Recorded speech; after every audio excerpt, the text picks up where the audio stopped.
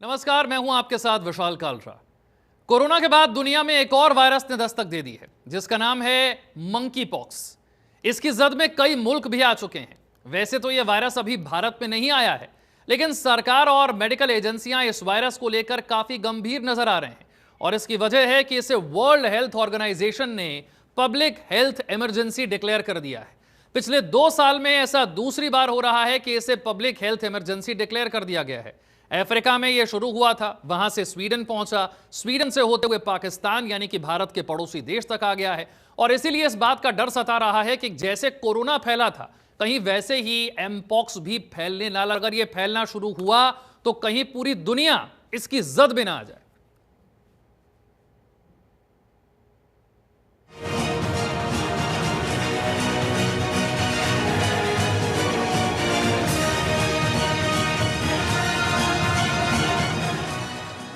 सावधान, आ रही है महामारी। 116 देशों में रहस्यमय बीमारी का खौफ। क्या फिर लगने वाला है कोविड जैसा पहरा? WHO ने क्यों लगाई ग्लोबल इमरजेंसी? सावधान, यह बुखार मामूली नहीं है। मंकी पॉक्स वायरस ने मेडिकल जगत में खलबली मचा दी है। वैसे तो यह वायरस अभी भारत नहीं आया है, लेकिन सरकार और मेडिकल एजेंसियां इस वायरस को लेकर गंभीर हो गए हैं और अभी से इसकी रोकथाम पर काम शुरू हो चुका है। पाकिस्तान में मंकी वायरस का एक केस मिलने के बाद सरकार पहले से ज्यादा एक्टिव हो गई है। बात अगर करें अंतर्राष्ट्रीय स्तर की, तो विश्व स्वास्थ्य संगठन यानी कि WHO ने इस वायरस को लेकर हेल्थ अलर्ट भी जारी कर दिया। पाकिस्तान में मंकी पॉक्स के 3 केस मिले हैं। तीनों मामले बाहरी देशों से आने वालों में मिले हैं। हालांकि ये पता नहीं चल पाया है कि उनमें कौन सा वेरिएंट है। भारत में भी अफ्रीका और सऊदी अरब जैसे देशों से बड़ी संख्या में लोग आते हैं। ऐसे में अब यहाँ भी एमपॉक्स फैलने का जोखिम उठ खड़ा हुआ है। 2022 में भी भारत में यह वायरस फैल चुका है। कोरोना और मंकी पॉक्स दोनों ही बीमारी वायरस के कारण होती है, लेकिन ये दोनों के लक्षण काफी अलग हैं और इनके फैलने का तरीका भी अलग है। तेज बुखार, सर्दी, खांसी, जुकाम, गले में सूजन, पीठ दर्द, थकावट। मंकी पॉक्स वायरस का पहला लक्षण शरीर में तेज दर्द और बुखार है। मसल्स में जकड़न महसूस होगी। इसके साथ ही सर्दी, खांसी, जुकाम जैसे आम वायरस वाले लक्षण भी मंकी पॉक्स में देखने को मिलते हैं। इसका एक खास लक्षण गर्दन में दर्द भी होता है। इस वायरस के चलते गर्दन में मौजूद लिम्फ नोड्स एनलार्ज होने लगती हैं। इसके अलावा पूरे शरीर पर चेचक जैसे रैशेज या फिर दाने दिखाई देने लगते हैं। मंकी पॉक्स वायरस की चपेट में आने पर पीड़ित के शरीर में शुरुआती लक्षण वही दिखाई देते हैं जो आम वायरस या इन्फेक्शन से होते हैं, यानी सर्दी, जुकाम, खांसी, सिर दर्द, शरीर दर्द और बुखार जैसे लक्षण। ऐसे में यह पहचान कर पाना बेहद ज्यादा मुश्किल है कि मरीज को आम वायरल है या फिर मंकी पॉक्स वायरल है। आपको बता दें कि किसी मरीज में वायरल फीवर के लक्षण दिखे और वो कहीं से ट्रेवल करके लौटा हो तो मंकी पॉक्स वायरस होने की संभावना बढ़ जाती है। इसके अलावा कोई व्यक्ति अगर ऐसे किसी व्यक्ति के संपर्क में आ चुका है जिसे मंकी पॉक्स वायरस अपनी चपेट में ले चुका है, तो उसे भी मंकी पॉक्स वायरस का इन्फेक्शन होने की आशंका बढ़ जाती है। संक्रमित व्यक्ति को अलग रखें, साफ सफाई का विशेष ध्यान रखें, मरीजों की देखभाल में PPE किट पहने, जानवरों के संपर्क से बचें। जिन लोगों में वायरल फीवर के लक्षण हैं और वे ट्रैवल हिस्ट्री पॉजिटिव भी हैं, ऐसे लोगों को बिना देर की आइसोलेशन में चले जाना चाहिए। मंकी पॉक्स वायरस का इंक्यूबेशन पीरियड 5 से 21 दिन का होता है। इन्हीं दिनों में इन्फेक्शन होता है और संक्रमित व्यक्ति इन्फेक्शन फैला भी सकता है। इसीलिए बाहर से आने वालों को करीब 3 हफ्ते के लिए आइसोलेट रहना चाहिए। वैक्सीन और उपचार उपलब्ध। चेचक का टीका भी प्रभावी है। संक्रमण बहुत ज्यादा नहीं, पहले भी कई बार फैल चुका है। एक्सपर्ट्स का यह मानना है कि मंकी पॉक्स के फैलने की स्पीड काफी धीमी है। यह कोरोना जितना संक्रामक तो नहीं है, इससे मृत्यु दर कोरोना की तुलना में काफी कम है। इसलिए इस बीमारी को लेकर ज्यादा डरने की जरूरत नहीं है, लेकिन सावधान जरूर रहना होगा। दुनिया भर में अब तक कुल 20,000 केस मिल चुके हैं, जिनमें से 537 लोगों की मौत हो चुकी है। ऐसे में सवाल उठता है कि क्या मंकी पॉक्स से डरने की जरूरत है क्या, और क्या इस बीमारी से मौत का खतरा ज्यादा है? यहाँ जानिए जवाब।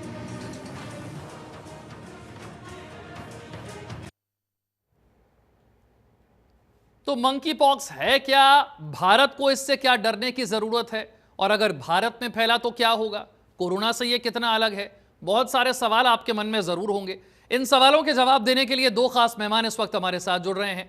नोएडा के फेलिक्स हॉस्पिटल के चेयरमैन डॉक्टर डी के गुप्ता हमारे साथ हैं और स्टार इमेजिंग के डायरेक्टर डॉक्टर समीर भाटी हमारे साथ हैं। आप दोनों का बहुत बहुत स्वागत है। डॉक्टर भाटी, पहले तो ये समझते हैं कि ये मंकी पॉक्स अचानक से आया कहां से, कितना ये खतरनाक है और क्या भारत को इससे डरने की जरूरत है? बिल्कुल बिल्कुल। देखिए, एक तो ये नया वायरस तो खैर नहीं है भारत के अंदर, या वैसे अगर हम देखें अभी पिछले 2 साल में 2022 के अंदर इसके केसेस जिस तरह से देखने को मिले थे और ये चर्चा का विषय बना था, जैसे WHO ने पहले भी इसको इमरजेंसी या एक ग्लोबल इमरजेंसी कंसर्न के तौर पे इस पे याद की थी, एडवाइजरी जारी की थी। इंटरनेशनली इसका स्प्रेड होना शुरू हो गया था, 2005 में काफी देखे थे, पर फिलहाल इस साल भी जैसा इसका इंटरनेशनल स्प्रेड है। पर वैसे अगर हम बात करें तो देखिए, एक तो इसको रीनेम कर दिया गया, अभी हम मंकी पॉक्स ना बोल के इसको हम एम पॉक्स बोल रहे हैं। ये भी एक तरह का वायरल इन्फेक्शन ही है, पर ये पुराना इन्फेक्शन है, काफी केसेस फिलहाल अभी इसके देखने को मिल रहे हैं। बाकी इसकी बात करें लक्षणों का, जैसा अभी ऑलरेडी आपने अपनी रिपोर्ट के अंदर दिखाया, इसमें मेन लक्षण बाकी जैसे और वायरल बीमारियों में नहीं होते, वो होते हैं शरीर के ऊपर चकत्ते आ जाना, तो वो एक इसका एक काफी कॉमन लक्षण रहता है। और ज्यादातर इसमें सावधानी वाली तो देखिए अभी यही बात रखनी है कि जो एट रिस्क कंट्रीज हैं जहां पर ये पहले से ज्यादा स्प्रेड हुआ है, तो वहां से कोई भी ट्रेवल करके आता है, जैसे पाकिस्तान के केस पे आपने बताए, तो वो भी बाहर से ट्रेवल करके आए थे साउथ अफ्रीका से, तो उन लोगों के अंदर ये पाया गया। भारत में भी जो अभी संदिग्ध मिले हैं जिनको ऐसे लक्षण नजर आ रहे हैं, तो उनको आइसोलेशन में रखा गया और उनके टेस्ट के लिए भी उनके सैंपल लिए गए हैं और जांच के लिए भेजा गया है। तो फिलहाल भारत में कोई केस ऐसा देखा नहीं गया है। भारत में क्योंकि अभी इस समय मानसून का सीजन है और भी अन्य तरह की वायरल बीमारियां भी स्प्रेड हो रही है, और इसके भी शुरुआती लक्षण उसी तरह के वायरल के जैसे होते हैं और बाद में फिर आपके रैशेज आना शुरू होते हैं। तो डेफिनेटली हम लोगों को सतर्क रहना बहुत ज्यादा जरूरी है, पर साथ के साथ दर्शकों को ये भी जानना जरूरी है कि किसी भी तरह की मिस इन्फॉर्मेशन का शिकार ना हो, सही जानकारी लें। किसी भी तरह की जानकारी लेने के लिए WHO और ministry of health and family welfare की जो साइट्स है, वहां से आपको उचित जानकारी मिलेगी। बाकी इसका जो जांच की आप बात कर रहे थे, देखिए जांच इसकी इस तरह से आप कोई भी जाके जांच करा नहीं सकता, प्राइवेट जगह पे इसके टेस्ट उपलब्ध नहीं है। ये अभी सरकारी हॉस्पिटल में, क्योंकि इसके सैंपल NIV पुणे जाते हैं, तो वहीं पर इसकी जांच होती है। भारत में फिलहाल इसकी वैक्सीन उपलब्ध नहीं है, विदेशों में इसकी वैक्सीन है। भारत में इसकी वैक्सीन की अप्रूवल के लिए अभी कमेटीज मतलब ऑलरेडी एप्लीकेशन गई हुई है, जिसमें एक नाम सीरम इंस्टीट्यूट का भी है। तो अगर वैक्सीन अप्रूव होगी आगे आने वाले समय में, तो वैक्सीन आम उपलब्ध होगी। बाकी टेस्टिंग के लिए भी फिलहाल कल ही अप्रूवल मिला है सीमेंस कंपनी को कि RT-PCR टेस्ट वो कर पाएंगे, और रैपिड टेस्ट के लिए भी अप्रूवल मिला है। पर फिलहाल प्राइवेट जगह पर टेस्टिंग के लिए कोई भी अप्रूवल नहीं है, अभी सिर्फ सरकारी संस्थानों में ही इसका टेस्ट हो। ठीक है डॉक्टर डी के गुप्ता साहब, अब आज का समय ऐसा है कि इंटरनेशनल ट्रैवल होता है, प्लेन में आप बैठिए, एक देश से दूसरे देश, दूसरे से तीसरे, और वायरल बीमारियां ऐसे ही फैलती हैं जैसे कोरोना भी फैली थी। हमने इसे देखा कि 2 साल में दूसरी बार इसे ग्लोबल हेल्थ इमरजेंसी डिक्लेयर कर दिया वर्ल्ड हेल्थ ऑर्गेनाइजेशन ने, और हमने देखा भी कि पिछले कुछ ही दिनों में अफ्रीका से स्वीडन, स्वीडन से पाकिस्तान, और एयर ट्रैवल के जरिए ही होता है, प्लेन में बैठ करके लोग एक देश से दूसरे देश जाते हैं, और ऐसे में वायरल बीमारियों को रोक पाना ये बड़ा ही मुश्किल काम हो जाता है, करीब करीब असंभव सा काम हो गया ये। मैं एक चीज बताना चाहूंगा, पहली बात कि जो है ना, इन्फेक्शन नहीं है जैसे कोविड था या दूसरे रेस्पिरेटरी वायरस होते हैं बहुत सारे, तो बिल्कुल प्योरली ये ड्रॉपलेट इन्फेक्शन से नहीं फैलता, इसलिए बहुत ज्यादा कॉन्टेजियस नहीं है। मामूली ये फैलता कैसे, जब किसी इन्फेक्टेड व्यक्ति के या इन्फेक्टेड एनिमल के हम कांटेक्ट में आते हैं तब फैलता है। तो इसलिए जितना रैपिडली तेजी से वो फैला है, क्या नाम है, कोविड उतना तेजी से नहीं फैलेगा, ठीक है। और जिसका जो सबने बताया कि रोडेंट से एनिमल्स में इस तरह से मंकीज में वहां से निकल के आया है, ठीक है। ट्रांसमिशन क्लोज कांटेक्ट के थ्रू ही होता है, जो इन्फेक्टेड एनिमल्स हैं और जो क्या नाम है पेशेंट्स हैं उनसे फैलता है। बट डेफिनेटली सिम्टम्स अगर बताओ हम सबको, तो हम अर्ली डायग्नोसिस कर सकते हैं, अर्ली ट्रीटमेंट कर सकते हैं, और इसमें एक अच्छी बात और है कि कॉम्प्लिकेशन बहुत ज्यादा नहीं है, डेथ की संभावना बहुत कम है, कॉम्प्लिकेशन कम है। पर डेफिनेटली हम तो घर के अंदर जो लोकल इन्फेक्शन है, स्प्रेड होता है, उसको कम्युनिटी के अंदर लोकल स्प्रेड को बचा सकते हैं। डेफिनेटली वो कैसे बचा सकते हैं कि अगर हम जैसे बताया कि सिम्टम्स क्या है, जो नॉर्मली वायरल इलनेस होती है उसके वही सिम्टम्स, खांसी है, जुकाम है, बुखार है, बॉडी एक है, हेडेक है, सर दर्द है, मसल एक है, मांसपेशियों में दर्द होना, जॉइंट पेन होना। बट इसके दो बड़े स्पेसिफिक फीचर है जिनका मैं ध्यान रखना चाहिए। एक है कि लिम्फ नोड बढ़ जाते हैं, जो गांठें होती हैं लिम्फ की वो बढ़ जाती हैं। दूसरा जो है कि एक रैश, स्पेसिफिक रैश निकलता है। तो अगर किसी व्यक्ति को वायरल इलनेस लग रही है और उसको ये सिम्टम्स है, साथ में लिम्फ नोड इन्वॉल्वमेंट है और साथ में वो भी है कि उसका जो रैशेस आ रहे हैं, अपीयर हो रहे हैं, तो डेफिनेटली हमें अवॉइड करना चाहिए और अपने आप को आइसोलेट करना चाहिए, क्वारंटाइन करना चाहिए। जो भी near by local health authority को इन्फॉर्म करना चाहिए। यहाँ टेस्टिंग बताया डॉक्टर साहब ने, अभी प्राइवेट में नहीं हो पा रही बट गवर्नमेंट में अवेलेबल है डेफिनेटली, तो वहां पे हमें जाके अपना जांच करा के। डॉक्टर गुप्ता, एक कंफ्यूजन आपने भी देखा होगा कि कोरोना के वक्त में भी थी और इस वक्त में भी है, क्योंकि शुरुआती लक्षण जो भी होते हैं वायरल बीमारियों के, वो आमतौर पर बिल्कुल वैसे ही होते हैं जैसे आमतौर पर हमें फ्लू हो जाता है, सर्दी, खांसी, बुखार, ये सारी चीजें हो जाती हैं शुरुआत में। 3, 4, 5 दिन तो वही सब लक्षण होते हैं। और जैसा आपने कहा भी कि ये मॉनसून चल रहा है इस समय तो वैसे भी वायरल बीमारियां ज्यादा हो जाती हैं। तो फिर सवाल यही आता है कि कैसे पता करें कि ये सिर्फ नॉर्मल वायरल नहीं है, ये एमपॉक्स के लक्षण हो सकते हैं, या अब डॉक्टर के पास जाना चाहिए, या डॉक्टरों को भी कितनी अवेयरनेस है इसके बारे में कि ये हो सकता है कि वो वाला फ्लू ना होकर के एमपॉक्स हो? देखिए, इस समय एक नहीं 3-3, 4-4 बीमारियां फैला हुआ है, स्वाइन फ्लू फैला हुआ है, कोविड के भी कुछ केसेस आ रहे हैं, अब मंकी पॉक्स आ गया है, इसके अलावा कुछ और वायरल इलनेसेस होती हैं। तो कहीं न कहीं अगर आपको सिम्टम वायरल फ्लू के हैं तो एक तो सबसे इंपॉर्टेंट बात है कि क्वारंटाइन करें, आइसोलेट करें, दूसरे लोग को इन्फेक्ट ना करें, जो भी सिम्टोमेटिक इलाज है वो लेना। जैसे आप आइसोलेट कोरोना के वक्त में करते थे, ठीक वैसा आइसोलेशन है। एक अलग कमरे में रहना, अलग कपड़े, अलग बिस्तर, अलग बर्तन इस्तेमाल करना, ये सारा वही सब तरीका होगा।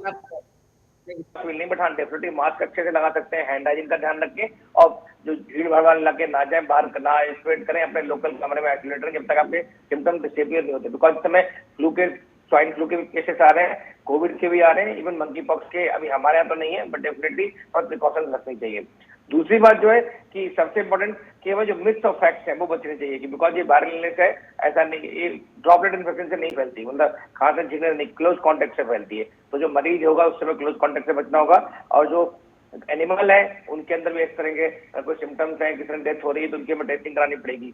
एक और बात है, जो वल्नरेबल ग्रुप कौन है जिसको मंकी पॉक्स होने की संभावना है, वो बहुत इंपॉर्टेंट है। जो प्रेग्नेंट महिलाएं हैं उनके अंदर इन्फेक्शन की संभावना और कॉम्प्लिकेशन की संभावना ज्यादा होती है। इन्फेक्शन तो बराबर है बट कॉम्प्लिकेशन की संभावना ज्यादा होती है, बिकॉज उनके अंदर अगर फीवर हाई ग्रेड आएगा या बॉडी एक होगा, हेडेक होगा, रैशेस होंगे, लिम्फ नोड इन्वॉल्वमेंट होगा, तो डेफिनेटली प्रीमेच्योर लेबर पेन, तो प्रीमेच्योर डिलीवरी की संभावना हो सकती है। जो नवजात शिशु होगा हो सकता है प्रीमेच्योर हो। तो एक तो प्रेग्नेंट महिलाओं को ध्यान रखने की जरूरत है, चाहे वो पाकिस्तान हो या जिस देश में फैला हुआ उस समय। और क्या ध्यान रखना है, जो छोटे बच्चे हैं, स्पेशली 5-7 साल से कम के बच्चे हैं, उनकी इम्यूनिटी कम होती है, सीनियर सिटीजन की इम्यूनिटी कम होती है, या जो पेशेंट्स ऐसे हैं जिनको सीओपीडी है, अस्थमा है, हाइपरटेंशन है, डायबिटीज है, कार्डिक प्रॉब्लम्स हैं, स्टेरॉइड्स में, ट्रांसप्लांट के पेशेंट्स हैं, डायलिसिस के पेशेंट्स हैं, कैंसर के पेशेंट्स हैं, उन लोगों को ज्यादा दिक्कतें हो सकती हैं, तो उन लोगों को बच कर रहना चाहिए। और क्या ध्यान रखना है हमें सबसे ज्यादा कि WHO है, जो भी हेल्थ अथॉरिटीज है, उनकी जो नोटिफिकेशन आ रही है, उन्होंने बताया ग्लोबल इमरजेंसी की बात कर रहे हैं, ठीक है, तो जो भी नोटिफिकेशन आ रहे हैं, जो भी प्रिकॉशंस के मेथड्स आ रहे हैं, नए आ रहे हैं, उन सबको हमें सुनना चाहिए। लोकल कम्युनिटी में अवेयरनेस क्रिएट करनी चाहिए, लोगों को एजुकेट करना चाहिए कि मंकी पॉक्स, डरने की बिल्कुल जरूरत नहीं है। फिर बोल रहा हूँ, इससे डरने की बिल्कुल जरूरत नहीं, सिर्फ हमें एजुकेट करना है, अवेयर करना है। और प्रिवेंशन करने के लिए कि हमारे देश में ना आए, उसके लिए जितने भी एयरपोर्ट हैं, जहाँ पे भी जो लोग पेशेंट आ रहे हैं, जो भी जिस तरह के लोग आ रहे हैं, जो ट्रेवलर्स आ रहे हैं, उनकी गहन, मैं फिर बोलूंगा, गहन जांच होनी चाहिए, स्क्रीनिंग होनी चाहिए। खासकर जिस देश से फैला हुआ बाहर जो पेशेंट्स आ रहे हैं, जो बाहर से ट्रेवलर्स आ रहे हैं, उनकी एयरपोर्ट पे स्क्रीनिंग होनी चाहिए। लेकिन अब तो धीरे धीरे डॉक्टर गुप्ता, मैं आपके पास आऊंगा। डॉक्टर भाटी, जो बात गुप्ता साहब कह रहे हैं कि अब कैसे किया जाए, क्योंकि हमने देखा है कि इंटरनेशनल ट्रैवल जो है वो इतना ज़्यादा होता है हमारे देश में, इतने सारे इंटरनेशनल एयरपोर्ट्स हैं, इतने सारे देशों से लोग ट्रैवल करके आते हैं। और हमने देखा था कोरोना के वक्त में भी ये तरीके बहुत इस्तेमाल किए गए थे, लेकिन बहुत ज़्यादा काम ये तरीके आए नहीं थे। क्योंकि हो सकता है कि जो व्यक्ति आज बिल्कुल नॉर्मल दिख रहा है, 3 से 7 दिन हम कहते हैं कि उसको असर दिखाने में लगते हैं इस वायरस को, उसके बाद उसमें उस तरीके के लक्षण सामने आते हैं। हालांकि अभी तक तो गनीमत है, भारत में कोई केस अब तक सामने आया नहीं है। लेकिन इसे ग्लोबल हेल्थ इमरजेंसी डिक्लेयर करना वर्ल्ड हेल्थ ऑर्गेनाइजेशन की तरफ से, ये क्या बताता है डॉक्टर भाटी? बिल्कुल बिल्कुल, देखिए global health emergency public health concern का अगर जब WHO ऐसा डिक्लेयर करता है तो उसके कुछ क्राइटेरियाज होते हैं। तो उन क्राइटेरिया के अंदर जैसे ये बीमारी आ रही है, तो जैसे एमपॉक्स की हम बात कर रहे हैं, इसका ये देखा गया है कि बाकी देशों के अंदर भी फैलना स्प्रेड हो गया, खाली साउथ अफ्रीका के नहीं, इसका स्प्रेड कई देशों में देखा गया है पहली बार। तो इस वजह से WHO को सचेत करना पड़ता है हेल्थ अथॉरिटीज को कि उनके पास किस तरह के केस आ रहे हैं, उनमें किस तरह के लक्षण आ रहे हैं, क्योंकि बीमारी नई तो नहीं है, पर जैसा आजकल क्या कि ग्लोबल वार्मिंग और सब चीजें बढ़ रही है, तो उस वजह से आजकल डिजीज का ग्राफ भी ऐसा हम देख रहे हैं कि मतलब कभी भी किसी भी टाइम किसी भी सीजन में, बिकॉज अभी ये अनएक्सपेक्टेड थी और अभी इस समय जैसा केसेस देखने को मिल रहे हैं, तो इस वजह से WHO अलर्ट जारी करता है। दूसरा, इसका और कोविड का एक तरह की पॉलिसी नहीं बन सकती, क्योंकि हर तरह की बीमारियों की अकॉर्डिंगली फिर जो एक्सपर्ट कमेटी होती है वो अपनी गाइडलाइंस तय करती है। जैसा अभी डॉक्टर गुप्ता ने भी बताया कि ये उतनी कंटेजियस नहीं है। हालांकि इस बीमारी के बारे में अभी ये पता चला है कि इसके 2 तरह के क्लेड्स हैं। जैसे कोविड में हम बात कर रहे थे ना, डिफरेंट डिफरेंट टाइप के स्ट्रेन की, ओमिक्रॉन स्ट्रेन और ये वेरिएंट्स, एग्जैक्टली। तो इसका जो अभी बात की जा रही है वो क्लेड 1B, उसमें थोड़ा माना जा रहा है कि वो थोड़ा ट्रांसमिसिबल ज्यादा है, मतलब कंटेजियस है, पर कंटेजियस भी उतना नहीं कि आप को एकदम से किसी से हो जाएगा। मतलब उतनी तेजी से ये फैलता नहीं है जितना कोरोना तेजी से फैलता था कि आप भीड़ में गए तो तुरंत जो है वो 8-10 लोगों तक वो फैल ही जाएगा अगर आप भीड़ में निकले हैं तो। इतना तेजी से नहीं फैलता ये। उतना और नहीं, मौत का प्रतिशत क्या है इसमें? मतलब अगर 100 लोगों को या 1000 लोगों को ये बीमारी होती है तो क्या चांसेस है इसमें मृत्यु के, ये भी जानना बहुत जरूरी है। बिल्कुल बिल्कुल। तो मोर्टेलिटी जैसा आप बता रहे हैं उसमें डॉक्टर गुप्ता की जो वनरेबल पॉपुलेशन है, देखिए जिनकी इम्यूनिटी पहले से वीक है, पहले से कोई और गंभीर बीमारियां, ट्रांसप्लांट वाले पेशेंट्स है, तो इस तरह के जो भी लोग हैं उनके अंदर तो फिर कोई भी बीमारी होगी, इवन रूटीन कोई यानी कि आपका छोटे बच्चे हो गए, बुजुर्ग हो गए, भी। गंभीर बीमारियों वाले लोग हो गए और प्रेग्नेंट महिलाएं हो गई, ये 4 कैटेगरी तो हमेशा ही मान के चलिए। हाँ, ये कैटेगरी डेफिनेटली वनरेबल रहती है। तो दूसरा, इसमें एक चीज ये जरूर ध्यान रखना है कि देखिए इंटरनेशनल ट्रैवल तो होता ही, और खास तौर पे जो बड़े शहर हैं दिल्ली, मुंबई, कलकत्ता और इन सब की बात करें तो वहां पर तो बहुत ज्यादा इंटरनेशनल ट्रैवल का रोज ही रहता है। तो ये ध्यान तो जरूर हमें रखना ही है कि देखिए जिन कंट्रीज के अंदर अभी फिलहाल ज्यादा केसेस देखे गए हैं, वहां से अगर कोई भी ट्रैवल कर आ रहा है तो वहां पर उनकी ट्रैवलर्स की स्क्रीनिंग बहुत ज्यादा जरूरी है निश्चित तौर पे। और लक्षणों की तो जैसे बार बार हम अवेयर कर ही रहे हैं, और मोटे तौर पे बड़े लक्षण की अगर कोई लीजन दिख रहे हैं ऐसे चकत्ते वगैरह, तो आपको वहां पर बहुत ज्यादा सतर्क। अच्छा, एक और बात डॉक्टर भाटी मैं ये भी समझना चाहता हूं कि आपने जैसा कहा कि भारत में भी कोई दवाई कोई वैक्सीन तो है नहीं, जैसे कोरोना जब आया था तब उसकी कोई दवाई कोई वैक्सीन नहीं थी, तो जो सिम्टम्स होते हैं क्या उन्हीं सिम्टम्स को ठीक करने की दवाइयां दी जाती हैं या कोई तरीका अभी तय कर रखा है उन्हें कि ये तरीका है अगर आपको लक्षण दिखें तो देखिए वायरल इन्फेक्शन के लिए एज सच कोई इस तरह की अभी फिलहाल अगर एमपॉक्स की बात करें तो एंटीवायरल और इस तरह की कोई दवाएं नहीं है, बिल्कुल सिम्टोमेटिक तरीके से ट्रीटमेंट होता है। और वही प्रोटोकॉल इसके अंदर वही है कि सबसे पहले आपका टेस्टिंग, ट्रैकिंग, आइसोलेशन, तो वही क्राइटेरिया कि आपको जो भी लगा कि हिस्ट्री मतलब बहुत जरूरी है कि हिस्ट्री ली गई, हिस्ट्री में पाया गया कि उस तरह के वहां से आया जिस देश में फैला हुआ है, तो वो सस्पेक्टेड हो गया। सस्पेक्टेड के बाद आपने टेस्टिंग के लिए सैंपल ले लिया, जांच के लिए भेज दिया, जब तक रिजल्ट ना आए, रिपोर्ट ना आए, तब तक वो आइसोलेशन में। तो टेस्टिंग, ट्रैकिंग, आइसोलेशन और वैक्सीनेशन, तो वैक्सीनेशन का जैसा अभी भारत में भी फिलहाल अप्रूवल मिल जाएगा, पर ट्रीटमेंट का वैसा कोई प्रोटोकॉल नहीं है कि अभी ये ट्रीटमेंट का कोई प्रोटोकॉल है नहीं। ठीक है, कुछ देशों में वैक्सीन जरूर है। डॉक्टर गुप्ता, एक और चीज समझनी जरूरी है कि भले ही इसका नाम मंकी पॉक्स शुरुआत में था, अब इसका नाम एमपॉक्स हो गया, अब इसका बंदर से खास कोई लेना देना रहा नहीं है। जब शुरुआत हुई थी तब जरूर पहली बार बंदरों में पाए गए थे, शायद वो 1958 की बात थी। उसके बाद तो जब वैज्ञानिकों ने देखा कि भाई ये तो इंसान से इंसान में भी आ रहा है और किसी भी जानवर से फैल सकता है, एक तो इसे एमपॉक्स कर दिया गया। दूसरा मेरा सवाल यह था कि भारत में जहां तक मेरी जानकारी है 32 लेबोरेटरीज हैं जो जांच इसकी कर सकती हैं। अभी वो एक एक करके अब हर दिन के साथ बढ़ती जरूर चली जाएंगी। अभी अगर ऐसी कोई परिस्थिति आती है तो हम एक देश के तौर पर, एक मेडिकल सिस्टम के तौर पर कितने आपको तैयार नजर आते हैं? नहीं, देखिए पहली बात मैं बता रहा हूँ, ये बहुत कॉन्टेजियस डिजीज नहीं है। अगर फैलेगी भी तो धीरे धीरे फैलेगी, ठीक है। और भारत का जो हेल्थ केयर इंफ्रास्ट्रक्चर है वो बहुत मजबूत है, अगर इस तरह की बीमारी की बात करते हैं जो बहुत कॉन्टेजियस नहीं है। और डेफिनेटली मैं फिर बोलूंगा कि ये ड्रॉपलेट इन्फेक्शन इतना तेजी से नहीं फैलती है, मिलेगा ऐसा नहीं, टाइम नहीं मिलेगा। और बात करें कि 32 लेबोरेटरी की, तो 32 को हम 320 में कब कन्वर्ट कर देंगे, ये सब 24 घंटे 48 घंटे का काम है। बिकॉज हमें एक मशीन रखनी है, प्रोसेसिंग यूनिट रखनी है, और जो कुछ जो रीजन चाहिए होते हैं टेस्टिंग के लिए वो चाहिए होते हैं। तो कोई बिकॉज एमपॉक्स था नहीं, तो इसलिए हमारी इस तरह की लैब की सुविधा कम लेबोरेटरीज में थी, तो ये भी कोई बहुत बड़ा चैलेंज है। डेफिनेटली बात क्या ध्यान रखनी है हमें कि आ सकता है हमारे देश में, ऐसा नहीं आ सकता एमपॉक्स, आ सकता है, बट उसको हम कितनी इफेक्टिवली कंट्रोल करते हैं, कितने प्रॉम्प्टनेस से कंट्रोल करते हैं, सो दैट एक कहीं ना कहीं लोकल स्प्रेड ना कर पाए। एक बड़ा पेंडेमिक, बड़ा एपिडेमिक करने की क्षमता है, बट ऐसा बहुत कॉमन नहीं है, इसीलिए क्षमता है, पोटेंशियल इसलिए डेवलप। 2 साल पहले की अगर मैं बात करूं 2022 की, तो करीब 116 देशों तक ये पहुंचा था जब इसे ग्लोबल हेल्थ इमरजेंसी बताया गया था। मैं ये समझना चाह रहा हूं कि जो सबसे वर्स्ट कंडीशन होती है वो क्या हो सकती है। अगर आप एक देश के लिए तैयार होना चाहते हैं तो वो देखना होगा कि जब 2 साल पहले ये आया था 116 देशों में, तब सबसे बुरी स्थिति क्या हो सकती थी।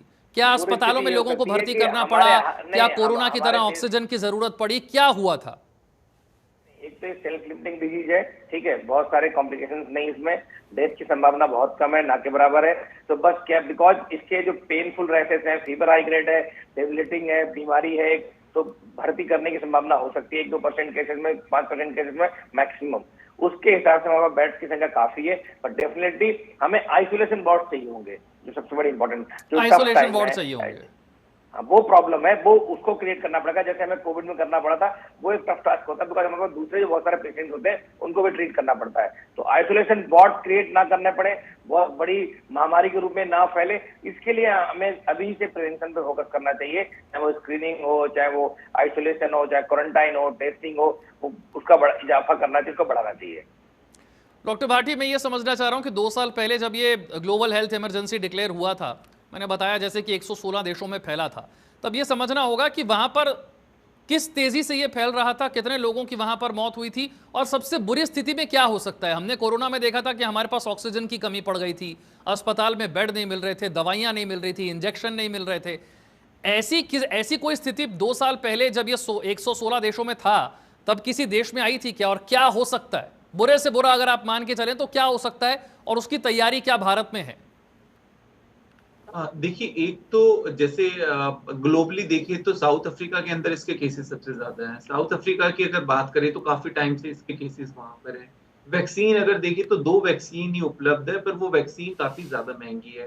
साउथ अफ्रीका के पास वैक्सीन नहीं है, तो बाकी दूसरी कंट्रीज से साउथ अफ्रीका के अंदर वैक्सीन जाती है, तो जो वैक्सीनेशन प्रोग्राम है वहां पे वो उतना तेजी से हो नहीं पा रहा। तो एक तो ये चुनौती है, क्योंकि अगर देश के किसी भी कोने में कोई बीमारी होती है जो कंटेजियस है तो हर जगह स्प्रेड, तो एक तो ये रिस्क है। तो डेफिनेटली वैक्सीनेशन पे तेजी से काम हो, ताकि हमारे पास भी वैक्सीनेशन उपलब्ध हो। क्योंकि भारत का अगर हम देखें पॉपुलेशन के हिसाब से, अगर हमारा देखें, काफी एरियाज ऐसे होते हैं जहाँ पे स्लम्स वगैरह की बात कर रहे हैं, बहुत सारे क्लस्टर में बहुत सारे लोग रहते हैं, एक साथ इकट्ठे रहते हैं, तो वहां पर इस तरह की जो कंटेजियस बीमारियां होती है उनका स्प्रेड जल्दी होने के चांसेस ज्यादा होते हैं, और उन लोगों में अवेयरनेस भी नहीं होती है।